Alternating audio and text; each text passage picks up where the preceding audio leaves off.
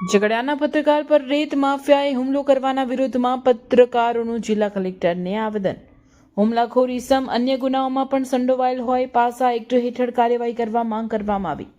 ભરૂચ જિલ્લાના ઝઘડિયાના પત્રકાર જયશીલભાઈ પટેલ પર ગોવાલી ગામના અને રાણીપુરા ગામના નજીક નર્મદા નદીમાં નાવડી અને મશીનના ઉપયોગથી રેતી કાઢવાની પ્રવૃત્તિ કરતા દેવાંગ પાટણવાડિયા નામના ઇસમે હુમલો કરતા તે બાબતે ઝઘડિયા પોલીસ મથકમાં ફરિયાદ નોંધાવવામાં આવી હતી.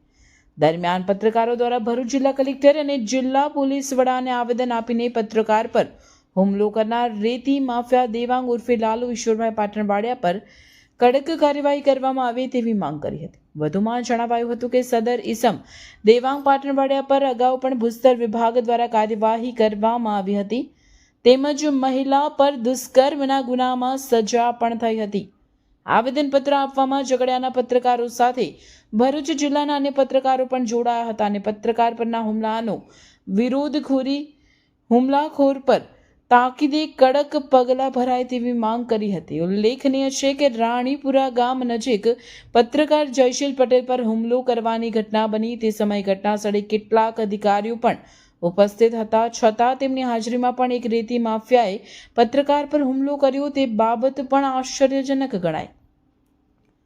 પત્રકાર પર હુમલો કરનાર ઇસમ અગાઉ પણ કેટલાક ગુનાઓમાં સંડોવાયેલ હોય આ વાત તેની ગુનાહિત માનસિકતા છતી કરે છે, છતાં સ્થાનિક પોલીસ દ્વારા આ લખાઈ છે ત્યાં સુધી આરોપીની ધરપકડ નથી થઈ શકી. તે બાબતે પણ સવાલો ઊભા થયા છે. પત્રકારો દ્વારા ઝઘડિયા નાયબ પોલીસ અધિક્ષક, ઝઘડિયા પ્રાંત અધિકારી તેમજ ઝઘડિયા પોલીસ ઇન્સ્પેક્ટરને પણ આવેદનની નકલ આપીને તાકીદે આરોપીને ઝડપી લઈને તેના વિરુદ્ધ પાસા એક્ટ હેઠળ કાર્યવાહી કરવા માંગ કરી હતી. ઉલ્લેખનીય છે કે ઝઘડિયા તાલુકામાં લાંબા સમયથી બેરોકટોક ખનીજ ખનનની પ્રવૃત્તિ ચાલી રહી હોવાનું જગ જાહેર છે. તાલુકામાંથી વહેતી નર્મદા નદીના વિશાળ પટમાં લાંબા સમયથી મોટા પાયે રેતી ઉલેચવાનું ચાલી રહ્યું છે.